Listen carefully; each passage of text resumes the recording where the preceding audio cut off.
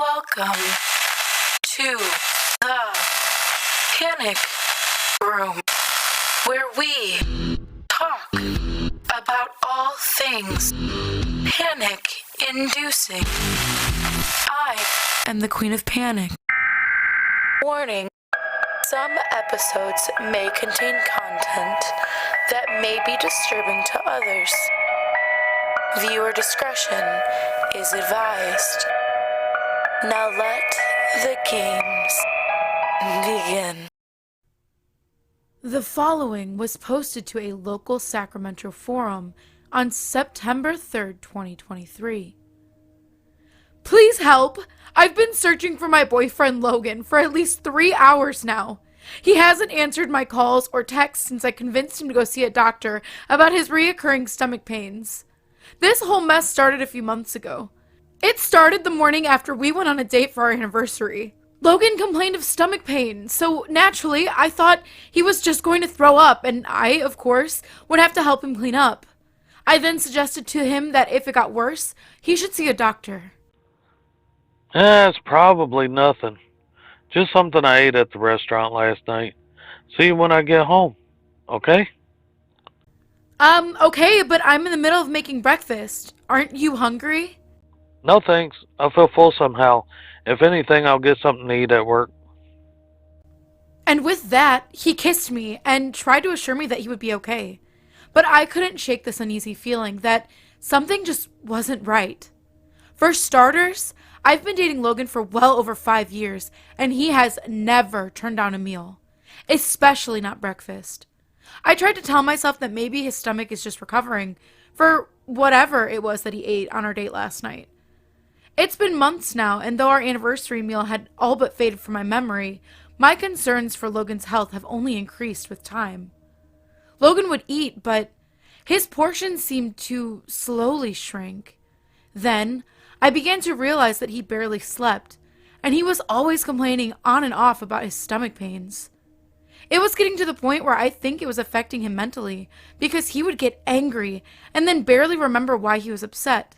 He would have no memory of his day at work, and easily lose track of whatever task he happened to be working on. Logan, sweetie, maybe you should see a doctor. I'm worried that you haven't been acting right. It's been months, and it doesn't seem to be getting any better. In fact, it seems like it's getting worse. I'll be fine, Vikki. It's just an upset stomach. I'll take something later if it gets any worse. He said as he held onto his stomach. It was at this point that I was becoming convinced that he was hiding something from me.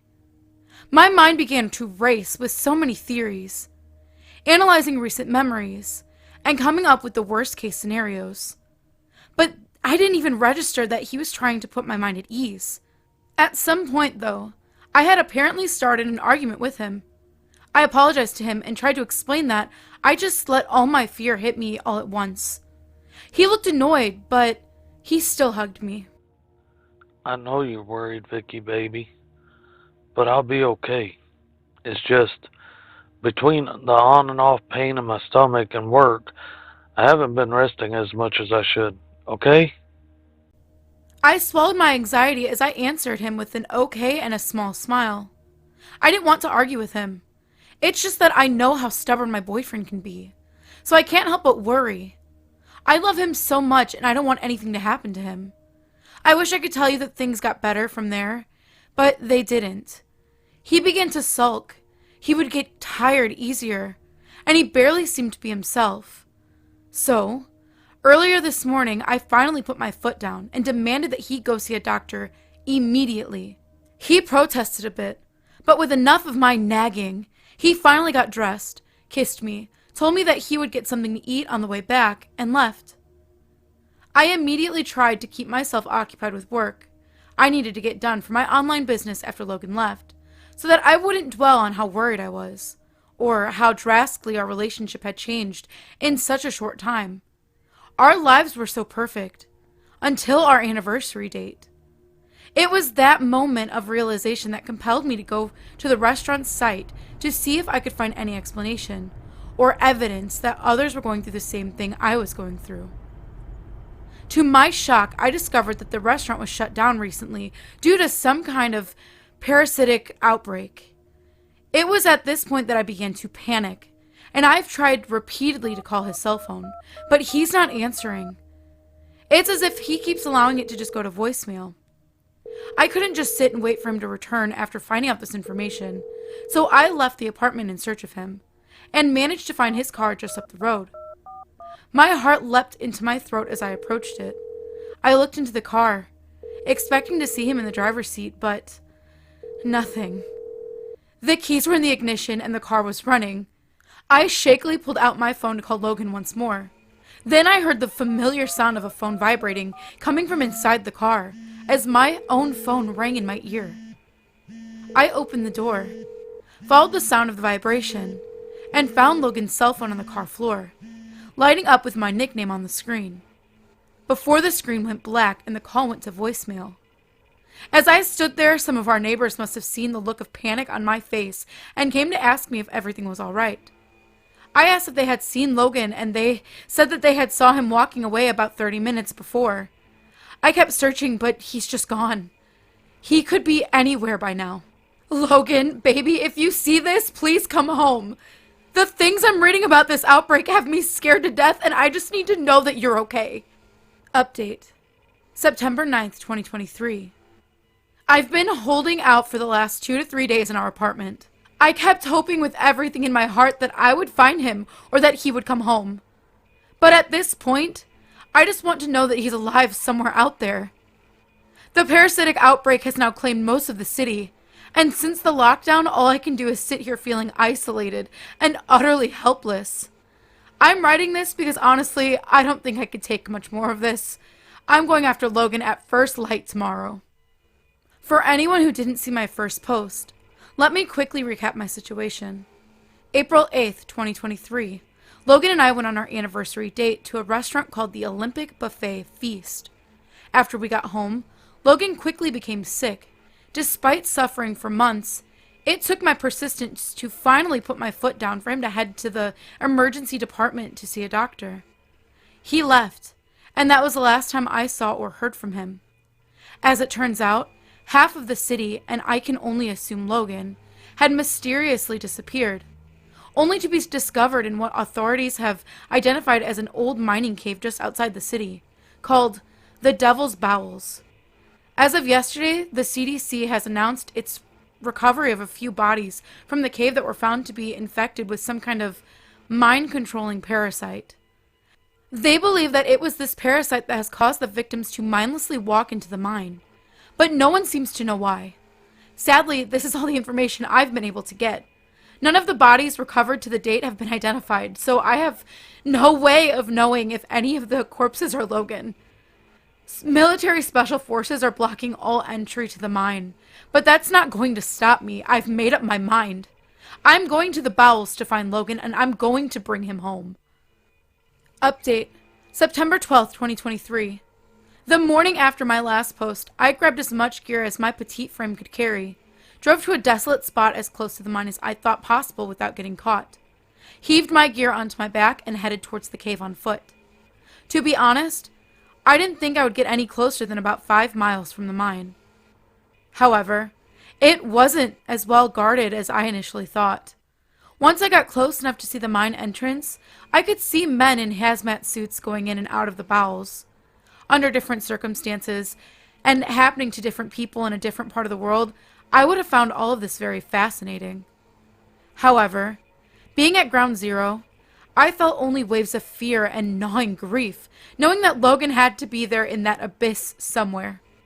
Being momentarily lost in thought, I almost jumped out of my skin as I heard a sudden blood-curdling scream and watched in horror as a man came hurtling out of the cave and was immediately fired upon by soldiers that were somewhere out of my line of sight. The man gave off a disgusting, wet scream, whatever infecting him, causing his cry to sound as though it was coming from underwater, before he collapsed onto the ground with a sickening splat. I then watched as a squirming mass extended from the mouth of the cave and slowly dragged the corpse of the man back inside the mine. His blood had soaked the ground initially, until the remaining swarm of parasites slurped up every bit of blood off the ground as well. Then, though my mind could hardly process the sight, I watched as the parasites gathered and took form into the perfect likeness of the man whom I had just witnessed be shot down and dragged away. And it slowly walked back into the mine. With each step, I could hear the distinct squishing sound, and it took everything in me not to vomit right then and there. In the shock of the moment, as I stumbled backward from where I had been sitting on the crest of a hill, a patrol vehicle drove past and almost caught me. But I ran and was able to hide in the thicket of bushes. They were, unfortunately, able to confiscate my bag from where I had left it, but my determination to find and rescue Logan did not waver. I would just have to do without. I know what you're thinking, but love makes people do stupid things. Very stupid things. As quietly as I could, I started searching for a way into the mine. Fortunately and unfortunately, it wasn't too difficult to find, as I managed to trip and fall into a hidden vent that had opened up from the mines below, and I fell pretty far, only stopping as my hands found a length of metal, and I was barely able to grab hold. Despite the pain I was feeling from the fall, somehow I managed to lift myself up onto an old rail track that led from one part of the mine to another. I moved quickly, as I didn't know how well this old track would be able to hold my weight, and I managed to find a place where I could just rest and take stock of my injuries. Surprisingly, I had a few bruises and a few scratches, and a painful swelling in my right arm from when I caught the track, but I was otherwise okay. A few minutes had passed when I started to hear wet footsteps moving in my direction. It took everything in me not to scream, but I knew it would only give away my location. I wanted to make a run for it, but with only the sunlight from the hole I fell through, it was hard to see where I was going. The wet footsteps were getting closer now. I had no choice but to try to make a run for the other tunnel and pray that this one track would hold. As if God himself was watching over me, I had just barely made it onto the tunnel on the far end of the track when I heard the creature screech as the track gave way underneath it, and it plummeted into the darkness below.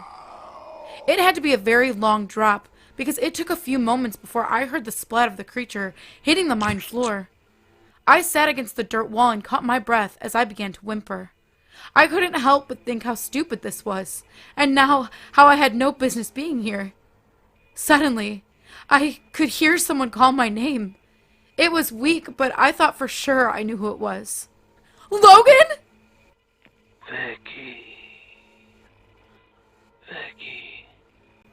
It sounded like Logan, but he had to be badly injured because of the way his voice sounded so distant and raspy. Logan? Baby, where are you? I shouted to him with no response. In the dark of the tunnel, I couldn't see my hand in front of my face, but I searched around desperately for anything that might help me find my way to Logan. In my fumbling, I ended up accidentally tripping over a box of what felt like flares. I wasn't stupid, though. I grabbed one stick and made my way back to the now broken track, and tried to use the sunlight to determine whether it was indeed a flare and not dynamite. Why? Why do you continue to hurt me, Vikki? The raspy voice said in an angered tone. My heart sank. This thing was not Logan. I felt my last hopes of ever seeing Logan again slip away as I realized that the creature was simply mimicking him to lure me deeper into the mine. I looked down at the object in my hand again, and what I had initially hoped to be my source of light and guidance, I confirmed to be the explosive that I had feared it would be. In a sudden fit of anger, I lit the fuse anyway, as I heard squishy, wet footsteps from the other side of the now collapsed railway tracks. You took everything away from me! Now I'm gonna do the same to you! I threw the dynamite, but instead of throwing it at the unseen abomination calling out to me in Logan's voice, I threw it down the mine shaft, hoping to cause as much destruction as possible, even if it killed me. Time seemed to slow down as my act of defiance triggered an immediate reaction from the creature posing as Logan, and it let out a sickeningly wet, gargling scream before it launched itself across the void towards me, enraged. I watched as the creature came into view for a split second in the light from above, revealing not a human form, but a horrifying, roiling mass of worm-like insects. In its rage, the creature had simply lunged for me, not considering the distance between it and myself, and it again let out that sickening scream as it fell into the depths of the shaft, just as the dynamite exploded in the bowels of the mine underneath. I fell back, crying tears of relief as I tried to get a grip on myself. Within seconds, though, I heard what sounded like a massive squirming river of parasites quickly closing in on me from every direction. Knowing that there was no other way to go but down, I resigned myself to my fate and curled up in a ball. With no way of escaping, I couldn't help but scream as I thought about how I would never see Logan again. I screamed as I felt all of this was my fault somehow. I screamed as my life flashed before my eyes, and the wave was so close. I didn't need to see them there to know that they were there. I just knew that this was the end. Suddenly, I felt strong hands lift me up, and arms wrapped tightly around my waist, and I realized that I was being pulled up to the surface. Hang on. I heard my savior shout at me as he called out. Pull now. Upwards, towards the vent that I had fallen through. I recognized the uniform of the mysterious man immediately as one of the special task force protecting the area. I couldn't help but sob with relief. My peace was quickly destroyed, however, as I let out a desperate scream as I looked down to see that the worm-like creatures below were rapidly piling up on themselves in order to reach us. Some of them even tried to jump and attach themselves to our shoes. The special agent acted swiftly, dropping a grenade down at the disgusting mass. The last thing I could hear, besides more explosions, was the same loud gurgling scream. I shut my eyes tightly as we finally got to the surface. Despite being in shock from everything I had just gone through, I found myself being handcuffed and dragged to the back of a van, where I was blindfolded and read my rights. I tried asking questions, but they refused to answer anything. About an hour into the drive, I heard a voice that my shattered mind could not accept. Surely this was just a trauma response, my psyche desperately trying to cling to the familiar. Sorry for the informalities, but you aren't allowed to see or know where we are going. I shook my head as I tried to get a grip. The light filtering through my blindfold dimmed, as though the vehicle was entering a darkened area, and it felt like we were going down a hill. "Who are you?" I said weakly, as I felt there was barely any fight left within me. Special Agent Norman Carter of the Federal Bureau of Unexplained Events, and, according to the files we have on you, you are Victoria Woodland, age 22, 5'8", 128 pounds, and, let me guess, you were going after Logan Forsman. How do you know so much about me? What did you do with Logan? I shouted, as I could feel the rage build up inside me. He slowly removed the blindfold and then took off his helmet. It was Logan. Hey, beautiful. Told you not to worry about me. In the utter confusion of that moment, I wanted to sock him into next week, but instead I broke down crying into his tactical gear. He held me tight as the driver shouted back at us not to do any funny stuff. We both laughed as he undid my handcuffs. He explained to me that his real name was Norman Carter, that he was sorry that he had to keep all of this stuff from me, but that the love he had for me was always real. Final post.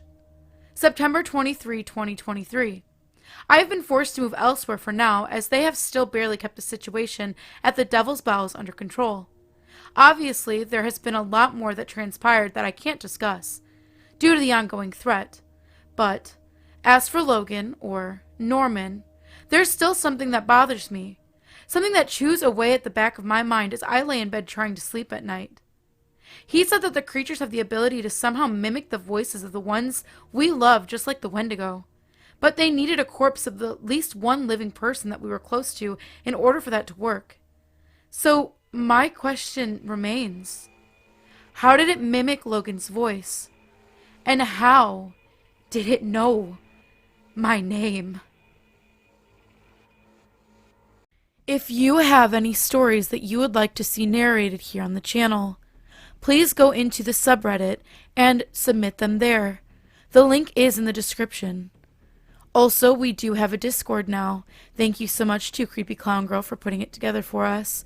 You can come hang out with me and other narrators and get the party started, get spooky with us. That link is also in the description as well. And last but certainly not least, I wanted to introduce the King of Panic. We have a lot of brand new content coming soon with him in it. He is very talented. He does not have his own channel. He just kind of wants to be a part of this. So if you would like to hear from him once you start and you like his voice, stay tuned here. And as always, thank you for visiting the Panic Room. You have successfully made it to the next portion of your tour. Please stay tuned for your next prompt. Click the like button and subscribe to receive notifications for when the next portion of your tour is ready to join. Thank you for watching. Don't let the panic drown you.